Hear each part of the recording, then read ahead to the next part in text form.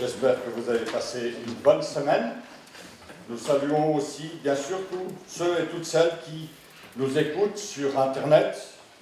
Les messages sont enregistrés et ils peuvent être écoutés sur Internet. Béni soit le Seigneur. Ce matin, nous voulons entrer dans un temps particulier, un temps où le Seigneur va parler à nos cœurs. Nous avons eu ces dernières semaines toute une série d'enseignements sur les actes ecclésiastiques, c'est-à-dire les éléments importants de la vie du peuple de Dieu. Et nous avons commencé il y a quelques semaines, il y a 2 semaines, plus exactement, une étude, une prédication sur la prière pour les malades. La prière pour les malades, l'imposition des mains et, je dirais, l'onction d'huile. Un acte important, un acte que l'Église ne doit pas oublier. Pour cela, nous avons pris un texte très connu dans l'Épître de Jacques. Et j'aimerais vous inviter à reparcourir ce texte, Jacques, au chapitre 5. C'est le texte de base concernant la guérison, concernant l'onction d'huile. Il nous est dit, à partir du verset 13, Jacques 5, à partir du verset 13. Quelqu'un parmi vous est-il dans la souffrance qu'il prie? Quelqu'un est-il dans la joie qu'il chante des cantiques? Quelqu'un parmi vous est-il malade? Qu'il appelle les anciens de l'Église et que les anciens prient pour lui en loignant d'huile au nom du Seigneur. La prière de la foi sauvera le malade et le Seigneur le relèvera. S'il a commis des péchés, il lui sera pardonné. Alléluia. Il y a 4 éléments que nous avons vus dimanche passé. 4 éléments qui sont en quelque sorte les causes possibles de la maladie. Ces 4 éléments, nous allons les voir très rapidement avant d'entrer dans l'onction d'huile, dans l'imposition des mains et dans la prière pour les malades. Le premier de ces éléments que nous avons vus il y a 2 semaines nous permettait de définir les causes et les origines de la maladie. Il y a des maladies physiques, des maladies psychiques, et nous avons énuméré 4 principales causes de la maladie. Nous avons également vu, et cela était très intéressant, la permission divine, c'est-à-dire la question pourquoi Dieu permet-il qu'il y ait des hommes, des femmes, de tout âge, de toute origine, de toute race, qui soient malades.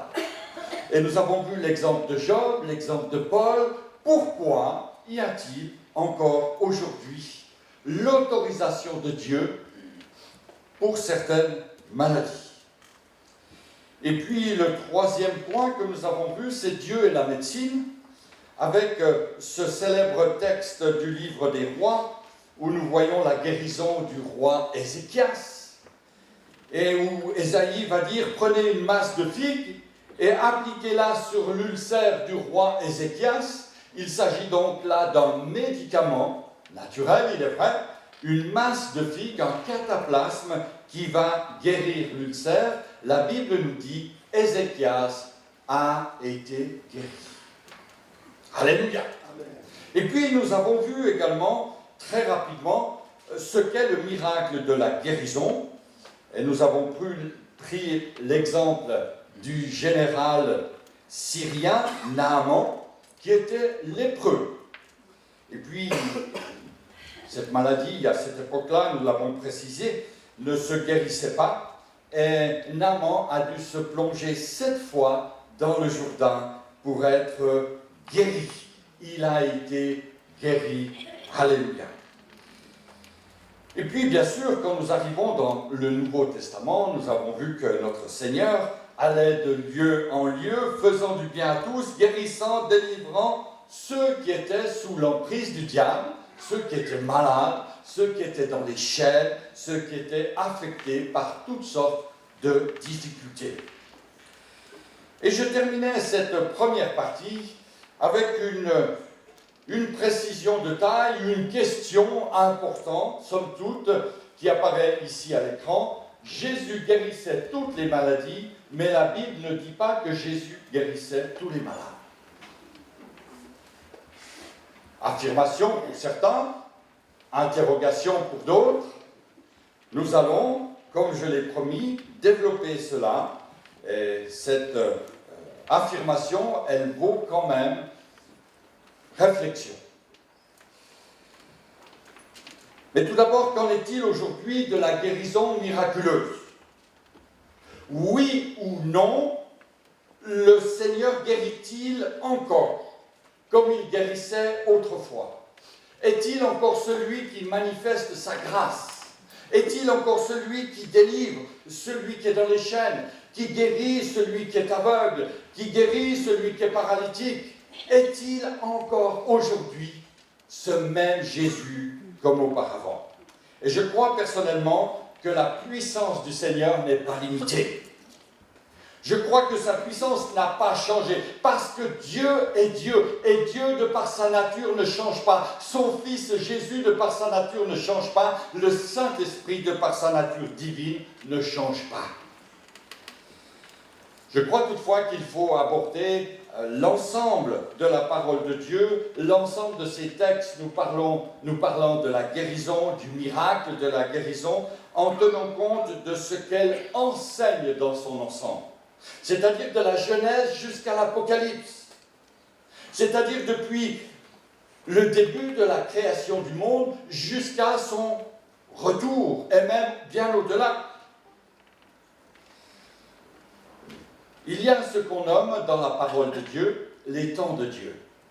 Il y a les temps où Dieu se manifeste d'une manière particulière, il y a les temps où Dieu touche son peuple d'une manière miraculeuse particulière, et il y a des temps où il nous semble que Dieu est absent.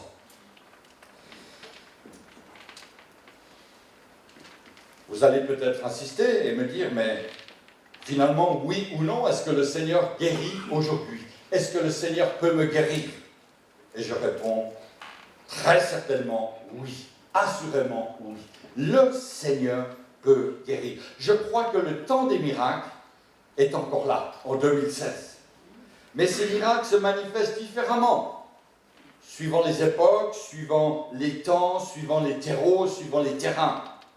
Nous voyons dans la Bible que Jésus a guéri toutes les maladies. Il n'y a eu, et j'aimerais insister là-dessus, aucun échec à la guérison. Aucun. Jésus n'a eu aucun échec. Il a été l'homme du miracle, comme nul autre. Les disciples ont eu des échecs. L'histoire de l'Église nous montre qu'il y a des échecs. Quel prédicateur, aujourd'hui, pourrait affirmer qu'il n'a jamais eu d'échec lorsqu'il a prié pour un homme, pour une femme? Mais Jésus a guéri autrefois et il guérit aujourd'hui encore toutes les maladies. T-O-U-T-E-S.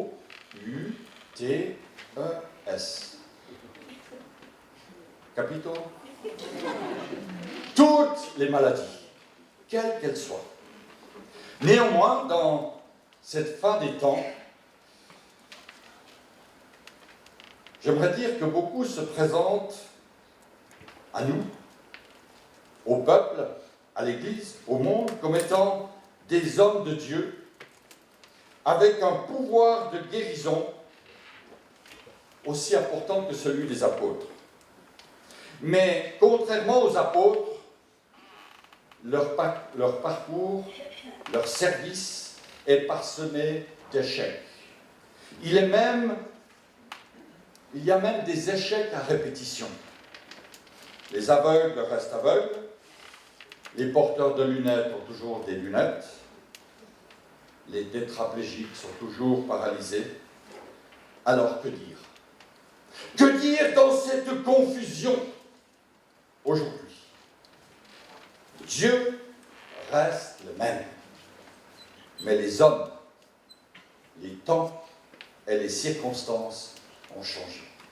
Les hommes, les temps et les circonstances ont changé.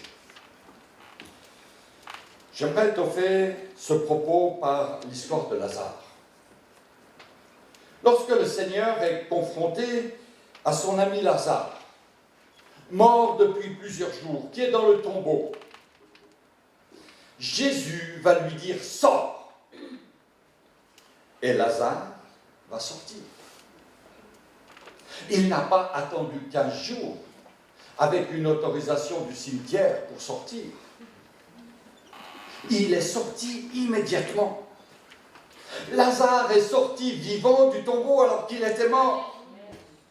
Et quand la veuve a rendu la vue, quand il a rendu la vue à l'aveugle né de Jérusalem, le prodige s'est fait séance tenante. Il n'y a pas eu de délai. Et si l'on veut que le don soit authentiquement biblique, que la guérison soit authentiquement biblique, les résultats doivent être conformes à la Bible, c'est-à-dire réels, instantanés, vérifiables et permanents. Le Nouveau Testament ne nous relate jamais que les faits se sont passés différemment. Jésus n'a jamais dit à quelqu'un « Reviens dans 15 jours et on verra si tu es guéri ». La guérison s'est passée immédiatement. La guérison s'est passée selon le plan de Dieu. Évidemment, certains ont dû se plonger dans le Jourdain. Certains ont vu Jésus prendre de la boue, la mettre dans leurs yeux. Il y a des actes que nous ne comprenons pas, mais Dieu est Dieu. Et la guérison s'est opérée miraculeusement et instantanément. Alors comment les malades sont-ils guéris? Par les moyens conformes à sa parole. Parce qu'il ne faut pas oublier que dans notre monde aujourd'hui, il se fait bien des guérisons en dehors du plan de Dieu, en dehors de la vérité biblique, en dehors de la vérité du Père. Par exemple, un guérisseur qui ne vous connaît pas, un coupeur de feu qui ne vous connaît pas, rien qu'en vous voyant, rien qu'en recevant un coup de téléphone, rien qu'en ayant peut-être un contact sans avoir une intimité avec vous, il peut vous guérir. Dans certains cas, il ne se trompe pas, mais il est possédé d'un esprit de divination, et ce n'est pas l'esprit de Dieu. Il est comme cette jeune fille du livre des Actes au chapitre 16 qui était saisie par un esprit de python et dans certaines églises aujourd'hui, elle serait acclamée comme une prophétesse. Pourquoi? Parce qu'elle a dit cette parole évangélique, hautement évangélique, ces hommes sont les serviteurs de Dieu, ils vous annoncent la parole du salut. Elle dit juste, mais son cœur était possédé par un esprit de divination. Autrement dit, il y avait un démon qui parlait en elle. Le monde aujourd'hui vous propose toutes sortes de guérisseurs, toutes sortes de charlatans, toutes sortes de marabouts qui sont possédés par un démon. Ils guérissent, peut-être. Ils délivrent, peut-être. Ils sauvent une situation inextricable, peut-être. Mais votre âme est souillée par un démon. Votre vie est imprégnée par un démon. Par l'esprit du diable. Vous allez peut-être retrouver, des hommes et des femmes ont peut-être retrouvé une fonction d'un membre qui était paralysé. Ou telle femme a pu avoir un enfant, alors que la médecine lui disait qu'elle ne pourrait plus en avoir. Mais quel impact spirituel, frères et sœurs! Quelle vie complètement cassée, parce qu'on a été voir un marabout. parce qu'on a reçu une guérison diabolique. Pas étonnant, nous dit la Bible. 2 Corinthiens, chapitre 11, verset 14, puisque Satan lui-même se déguise en ange de lumière. Alors, quels sont les moyens de guérison conformes à la parole de Dieu? Avant de les examiner, arrêtons-nous sur le préambule nécessaire, sur l'exigence incontournable, la foi. La foi, c'est le prérequis à la guérison. La foi personnelle et la foi communautaire. Lorsque les apôtres, Paul et Barnabas, sont arrivés à Lystre, il y avait un homme boiteux, impotent, c'est-à-dire qui se déplaçait extrêmement difficilement et qui écoutait avec une grande attention le message de la parole. Actes, chapitre 14, verset 8. À Lystre se tenait assis un homme impotent des pieds, boiteux de naissance et qui n'avait jamais marché. Il écoutait parler Paul. Et Paul, fixant les regards sur lui et voyant qu'il avait la foi pour être guéri, dit d'une voix forte, « Lève-toi droit sur tes pieds », et il se leva d'un bond et marcha. Alléluia. Paul, fixant les regards sur lui et voyant qu'il avait la foi pour être guéri. Je crois encore aujourd'hui que Dieu répond, que Dieu guérit, que Dieu délivre en réponse, en écho à la foi, en écho à cette foi personnelle et à la foi communautaire. C'est d'ailleurs cette foi qui est reprise dans le texte de base de notre message, dans Jacques 5 au verset 16, la prière fervente du juste a une grande efficacité. La prière fervente du juste, c'est une prière de la foi. Ce n'est pas une prière sortie d'un petit livre. Ce n'est pas une prière récitée, apprise par cœur. C'est la prière fervente de la foi. Alléluia. La foi qui obtient la guérison divine s'appuie uniquement, seulement sur la parole de Dieu. Il n'y a rien d'autre. Il n'y a rien d'autre. Il n'y a que la parole de Dieu. Romains 10, verset 17. Ainsi, la foi vient de ce qu'on entend, et ce qu'on entend vient de la parole de Dieu. Il n'y a rien d'autre. Ne me parlez pas d'expérience. Ne me parlez pas d'histoire. Il n'y a que la foi en Jésus-Christ. La foi au Dieu vivant et vrai. Il n'y a pas de méthode mystique. Il n'y a pas d'expérience normative ou d'acte religieux. Tout est basé sur la seule foi, la foi qui est une pure grâce. Nous n'avons rien mérité. Et j'aimerais même dire ce matin, monsieur, madame, que si vous avez été guéri miraculeusement, vous n'avez rien mérité. Vous n'avez rien mérité. Ce n'est pas parce que vous êtes meilleur que les autres. Ce n'est pas parce que vous avez plus prié que les autres. C'est une pure grâce. Une pure grâce. Ce n'est pas parce que vous avez été voir tel et tel pasteur. C'est pure grâce. Pure grâce de Dieu. Apprenons donc à affirmer les affirmations de la foi. Croire, c'est affirmer ce que Dieu dit dans sa parole. Croire, c'est affirmer ce que Dieu dit dans sa parole. La foi exclut nos doutes.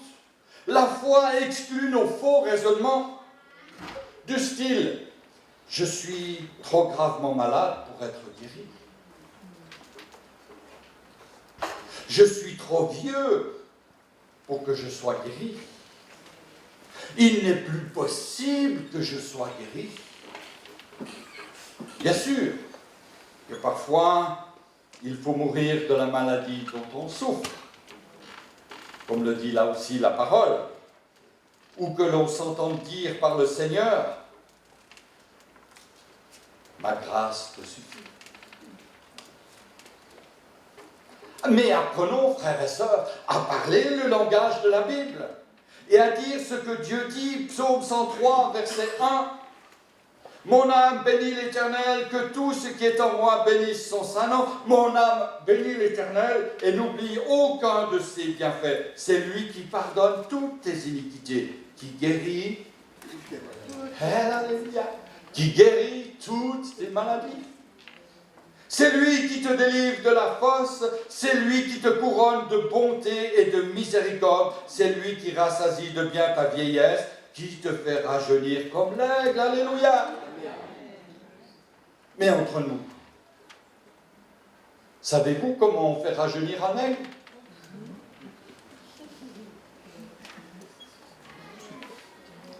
Savez-vous comment on fait rajeunir un aigle? Oui. Savez-vous comment un aigle meurt? Bon, il y a deux solutions. Soit c'est les Indiens qui lui tirent une flèche, soit il devient vieux. Son bec va pousser, le bec supérieur, comme les ongles, à tel point qu'il ne pourra plus manger. Et il va mourir de faim.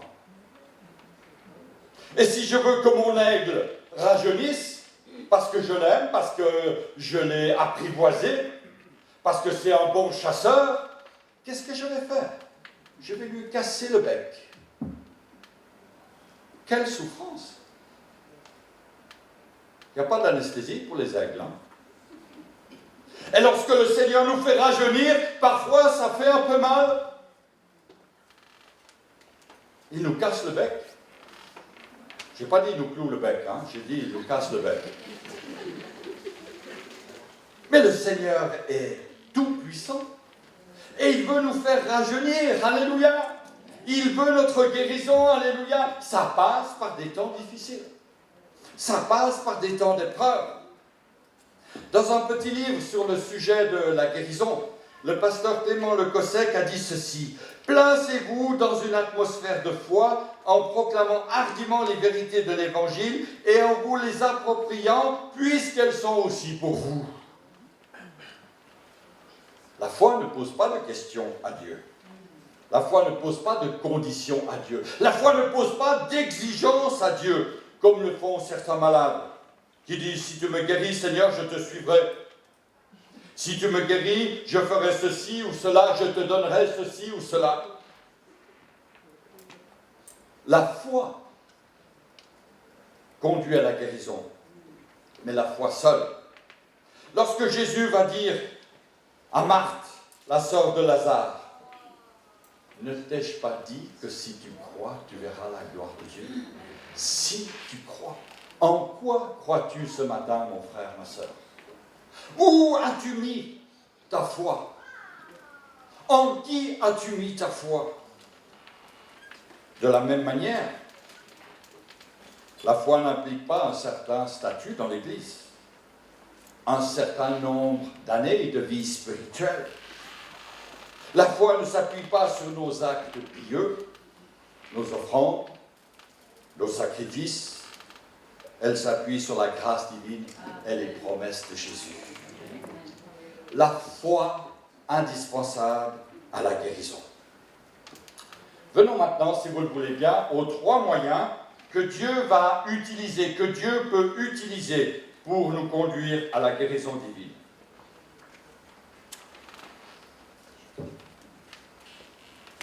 Le premier de ces moyens est la prière. C'est évident que la prière de la foi peut conduire à la guérison. Je lis un texte dans l'évangile de Marc, dans la version Parole vivante. Lorsque Jésus et ses disciples sortent de la ville de Jéricho, une foule nombreuse les accompagne. Le fils de Timée, Bartimée, un mendiant aveugle, est assis à la place habituelle, près de la route. Lorsqu'il entend dire que c'est Jésus de Nazareth, il se met à crier « Jésus, fils de David, aie pitié de moi !» Beaucoup de gens le rabrouent, et insiste avec menace pour qu'il se taise. Mais il n'en continue pas moins à crier de plus belle, « Fils de David, aie pitié de moi !»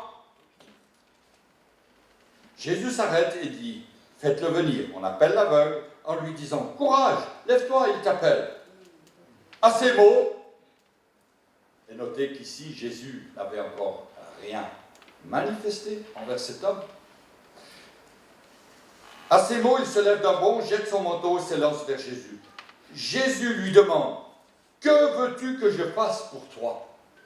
« Cher maître, dit la version parole vivante. « Cher maître, lui répond l'aveugle, fais que je puisse voir. » « Va, lui dit Jésus, ta foi t'a guéri. » À l'instant, il retrouve la vue et se joint à Jésus pour le suivre. Amen. Une foi qui exprime, une prière qui exprime notre pleine confiance en ce Dieu tout-puissant.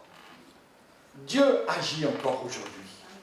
Quelle est la nature de notre foi? Est-ce que j'ai la foi d'un religieux ou est-ce que vraiment, là au fond de mon cœur, il y a une totale, pleine et unique confiance en ce Dieu tout-puissant?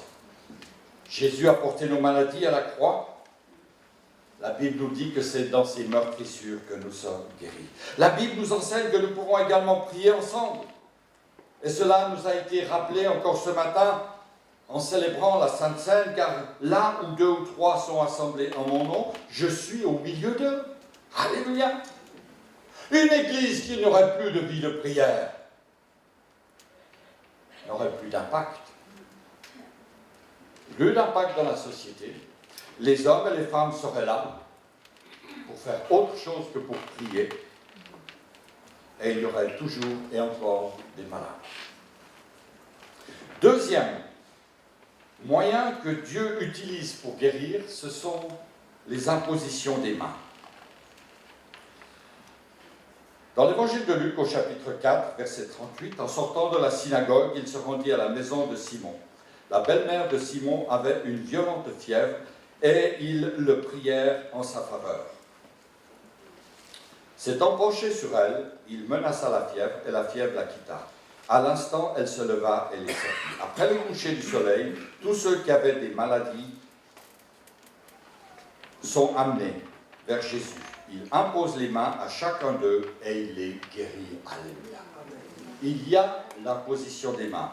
Il y a la prière personnelle, il y a la prière communautaire, il y a l'imposition des mains. Mais c'est une promesse que Jésus a donnée à chacun d'entre nous. Nous ne pouvons pas dire c'est Jésus qui a imposé les mains et uniquement Jésus. Aujourd'hui, nous voyons que l'imposition des mains, elle est un moyen par lequel Dieu agit. D'ailleurs, il y a une promesse qui nous est donnée. Voici les miracles qui accompagneront ceux qui auront cru. Marc, chapitre 16, verset 17. En mon nom, ils chasseront les démons. Ils parleront de nouvelles langues. Ils saisiront des serpents. S'ils boivent quelque breuvage mortel, il ne leur sera point fait de mal. Ils imposeront les mains aux malades et les malades seront guéris. Marc, chapitre 16, verset 18. Les malades sont guéris suite à l'imposition des mains. Et cette promesse de guérison, par l'imposition des mains au nom du Seigneur, je dis bien au nom du Seigneur, cette promesse, elle est toujours là. Alléluia. Tant que nous serons sur cette terre, cette promesse divine accompagnera les chrétiens. Elle sera une réalité pour l'Église. Pour autant, bien sûr, que nous mettons notre foi en Jésus. L'imposition des mains est un acte de foi, c'est un acte spirituel, c'est un acte qui implique le malade et l'Église. Le frère qui pratique l'imposition des mains, les frères anciens qui pratiquent l'imposition des mains se préparent. On ne fait pas ça d'une manière rapide, mais on se prépare. Les frères anciens de l'Église, lorsqu'ils sont réunis pour l'imposition des mains d'un malade, ils se sont préparés à l'avance. Elle est donc normale de dire aujourd'hui, venez à l'imposition des mains. Vous qui êtes malade, venez à l'imposition des mains. N'hésitez pas à venir lors des réunions des premiers dimanches du mois, Biens et Bois, où nous pratiquons l'imposition des mains et la prière en faveur des malades. J'aimerais dire ici que ce n'est pas le serviteur de Dieu, le pasteur, l'ancien, qui guérit, mais c'est la main du Seigneur qui accompagne le serviteur de Dieu. La main du Seigneur accompagne le serviteur de Dieu. Dieu agit comme il veut, avec qui il veut, de la manière dont il lui semble la meilleure, la plus juste pour le malade. Et en venant à l'imposition des mains, vous accomplissez un acte de foi. Ce n'est pas un acte de religieux, c'est un acte de foi. Comme cette femme qui voit le Seigneur passer et qui se dit, mais si au moins je pouvais toucher le bord de son vêtement. Il y a un acte de foi. Cette femme qui a cette perte de sang, cette femme qui a vu des médecins, qui a dépensé tout son argent, elle se dit, si au moins je pouvais toucher. Lorsque nous venons à l'imposition des mains, nous devons être dans cette même attitude. Si au moins le Seigneur pouvait m'être accessible, si la main du Seigneur pouvait se manifester, il y a un acte de foi. Troisième moyen, évidemment, l'onction d'huile. Marc, chapitre 6, verset 7. Alors il appela les 12 et il commença à les envoyer 2 à 2 en leur donnant pouvoir sur les esprits impurs. Et puis, au verset 12, nous lisons ceci. Ils partirent et ils prêchèrent la repentance. Alléluia. Prêcher la repentance. Ne l'oublions jamais, elle fait partie du message. Repens-toi. Repens-toi. Et verset 13, ils chassaient beaucoup de démons et ils soignaient d'huile beaucoup de malades et ils les guérissaient. Les apôtres vont 2 par 2. Ils prêchent le salut en Jésus-Christ, ils prêchent la repentance, ils prêchent la nouvelle vie. On leur amène des malades, beaucoup de malades, et ils les soignent d'huile et ils sont guéris. J'aimerais dire ici, mais je pense que vous le savez aussi bien que moi, donc mes paroles peut-être vous paraissent superflues. Néanmoins, j'aimerais m'adresser à tous ceux qui peut-être sur Internet nous écoutent et qui pensent que l'onction d'huile, c'est l'extrême onction évangélique. Il n'en est rien. L'onction d'huile n'est pas pour préparer le mourant à passer de la vie à la mort. Mais elle est là comme un acte de foi attestant notre plein abandon dans les mains du Créateur. Alléluia. Quelqu'un parmi vous est-il malade? Qu'il appelle les anciens de l'Église et que les anciens prient pour lui en loignant d'huile au nom du Seigneur. La prière de la foi sauvera le malade et le Seigneur le relèvera. Et s'il a commis des péchés, il lui sera pardonné. L'onction d'huile se pratiquait et doit se pratiquer encore dans l'Église, dans la communauté, dans l'ecclésia, dans l'assemblée locale. C'est pourquoi Jacques nous encourage à faire appel aux anciens, c'est-à-dire aux pasteurs, aux responsables de l'Église.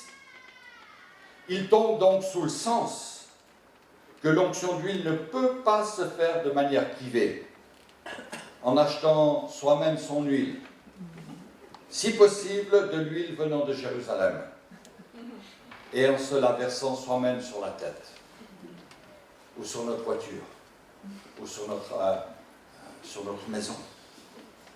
L'onction d'huile n'a rien de mystique, mais l'onction d'huile est très sérieuse.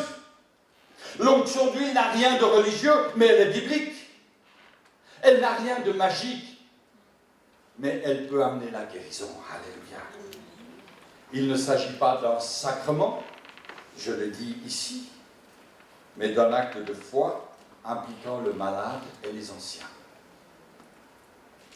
Je rappelle que dans l'Église aujourd'hui, nous n'avons pas de sacrement.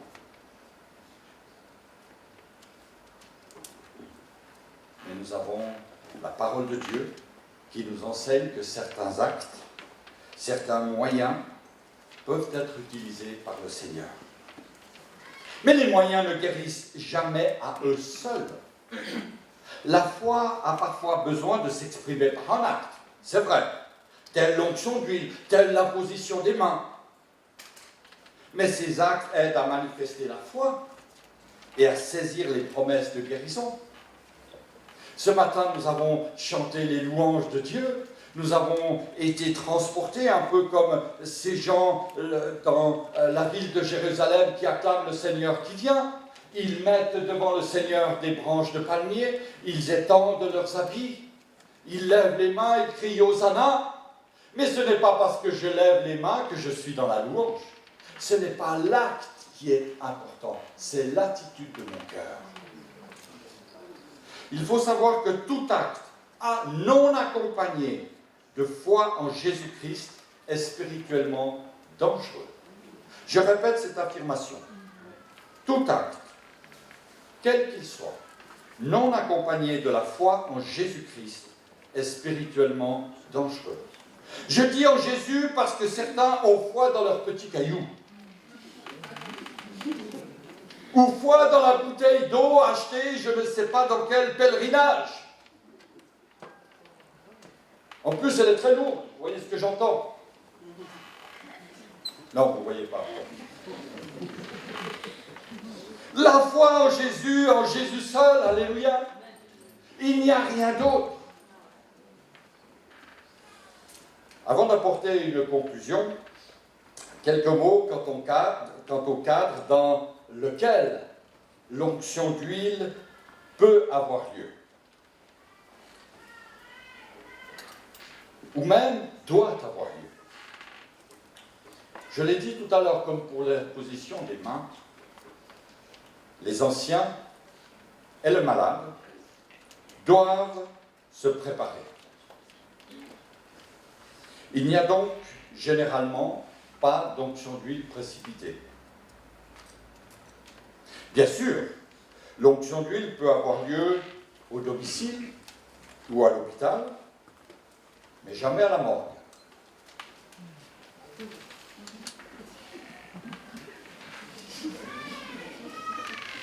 Faut-il le préciser? Ça s'est vu. Revenons maintenant à notre grande question.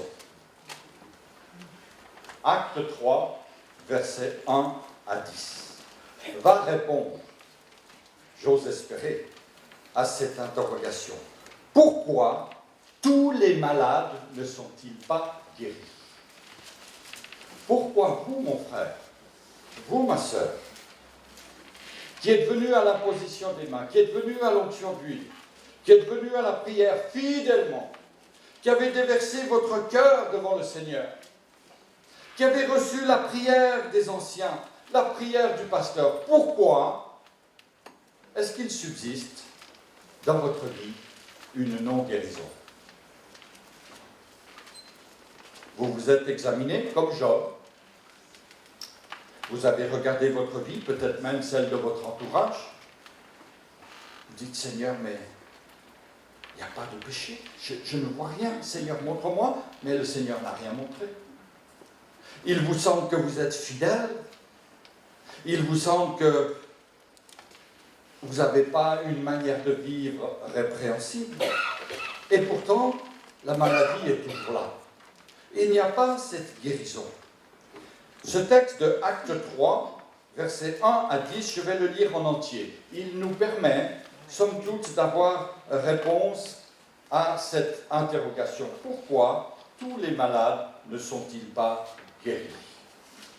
Pierre et Jean montaient ensemble au temple à l'heure de la prière. C'était la 9e heure.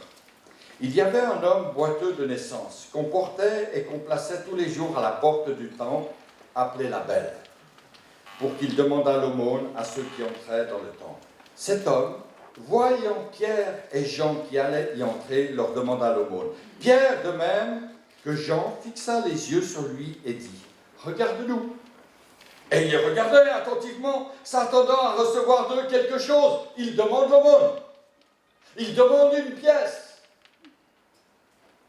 Alors Pierre lui dit, je n'ai ni argent ni or, mais ce que j'ai, je te le donne. Au nom de Jésus-Christ de Nazareth, lève-toi et marche. Et le prenant par la main droite, il le fit lever. Au même instant, ses pieds et ses chevilles devinrent fermes.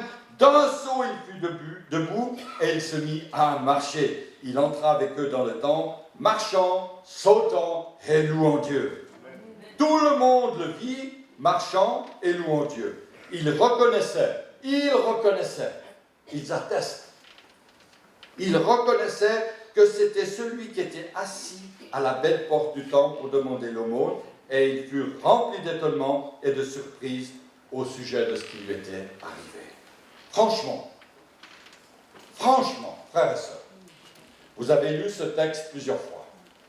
Vous avez situé ce récit dans un certain laps de temps où Jésus est à Jérusalem. C'est vrai, c'est juste. Mais pensez-vous, sincèrement, honnêtement, que Jésus n'a jamais vu ce boiteux de naissance? Pensez-vous que Jésus, lorsqu'il montait à la belle porte, il détournait le regard de ce boiteux? La Bible nous dit qu'on le mettait tous les jours à la belle porte. Tous les jours, cet homme était là.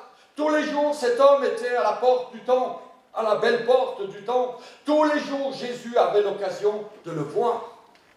Tous les jours, Jésus avait l'occasion de le guérir. Tous les jours, Jésus avait l'occasion de s'adresser à lui, de poser ses mains sur lui, de lui dire une parole qui allait conduire à la guérison.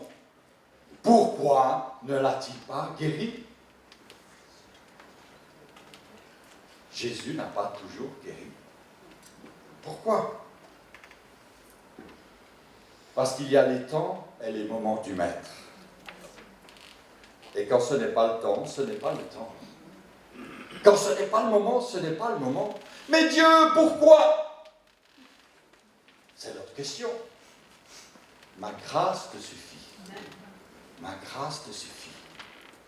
Et puis, réalisons, frères et sœurs, qu'il n'y a pas que Jésus qui a eu un ministère de guérison. En l'occurrence, il y avait Pierre et Jean, qui vont entrer eux-mêmes dans ce ministère de guérison. Si Jésus avait tout fait, si Jésus avait tout accompli, si Jésus avait guéri tous les malades de toute l'histoire de l'humanité jusqu'en 2016, et y compris 2016, nous serions tous guéris. Et il n'y aurait plus besoin de venir à l'imposition des mains, plus besoin de venir à l'onction d'huile, plus besoin de venir à la prière, plus besoin d'exercer notre foi. Il y a aujourd'hui des hommes qui sont là, des hommes de Dieu qui sont là pour prier, pour imposer les mains, pour oindre d'huile. Alléluia.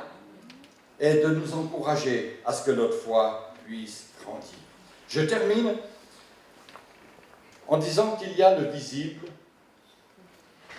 la guérison, que nous attendons tous. Mais il y a aussi, et je dirais même surtout, l'invisible. L'invisible. Notre cœur. Oh, je ne parle pas du cœur myocarde. Je parle du cœur spirituel. Est-ce que là aussi, nous ne pouvons pas nous attendre à la guérison de Dieu? Dieu veut guérir notre cœur. C'est pourquoi j'aimerais vous inviter, nous inviter à fonder votre foi sur Jésus-Christ seul. Celui qui guérit votre corps, il est vrai, mais aussi et surtout celui qui guérit notre âme. Celui qui nous touche en tant que sauveur, celui qui peut sauver votre âme, celui qui est de loin le meilleur. Certains sont rentrés guéris dans l'enfer. Je préfère entrer malade dans le paradis de Dieu. Que Dieu vous bénisse. Seigneur, merci pour ta grâce. Seigneur, c'est toi qui guéris. C'est toi qui relèves. C'est toi, Seigneur, qui manifeste ta grâce, tantôt d'une manière, tantôt d'une autre. Seigneur, dans ce sujet si difficile de la guérison, nous voulons nous laisser encourager, fortifier par toi, et que notre foi, Seigneur, celle qui est une pure grâce de toi, vienne encore, Seigneur, éclairer notre vie, vienne dynamiser notre vie, et que, Seigneur, nous ne soyons pas errants de gauche et de droite, cherchant toutes sortes de réponses. Tu es la réponse, tu es le chemin, tu es la vérité, tu es la vie. Béni sois-tu, Seigneur. Amen, amen et amen. Que le nom du Seigneur soit béni.